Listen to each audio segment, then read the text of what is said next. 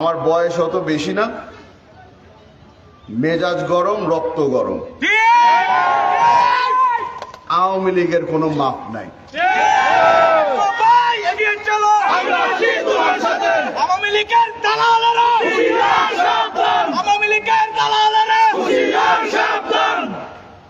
আসার পথে গতকালকে এই আপনাদের মোবাইলের মধ্যে হোয়াটসঅ্যাপের গ্রুপ হয়েছে, একটা হোয়াটসঅ্যাপের গ্রুপ বানানো হলো।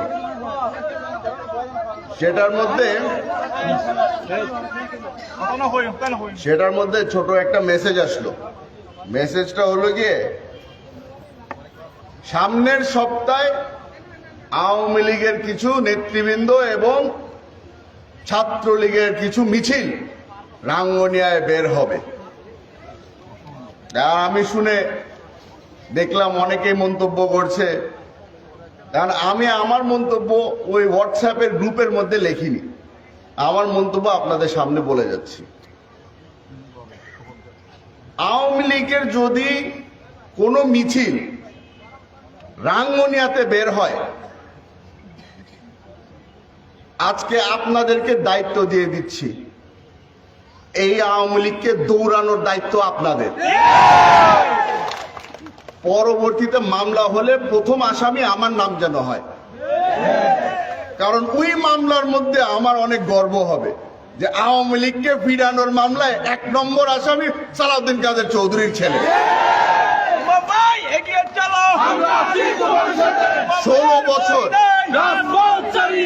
16 বছর সহ্য করেছি এই আওয়ামী লীগের দুঃশাসন, 16 বছর সহ্য করেছি আওয়ামী লীগের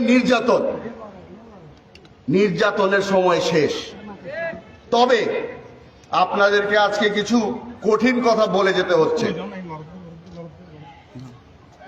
আপনাদেরকে বলতে হয় যে যেই চাঁদাবাজি আগে আওয়ামী লীগ করত, সেই চাঁদাবাজি এখন আমাদের কিছু চেনা পরিচিত মানুষরা করছে।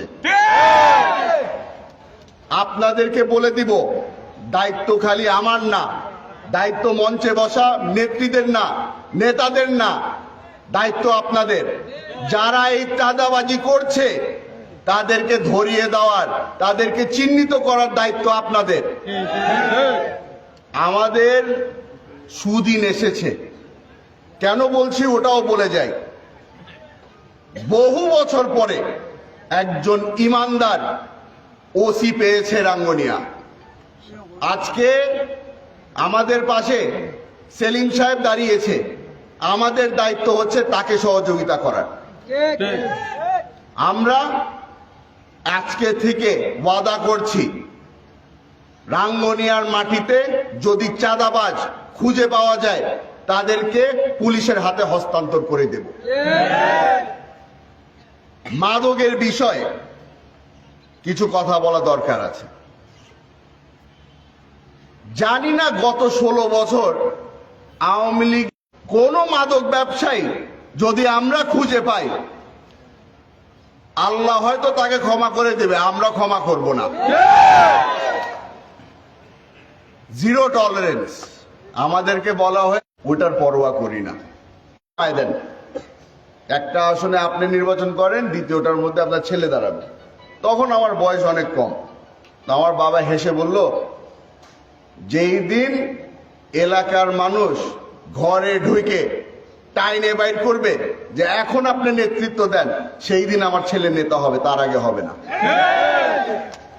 আশা করি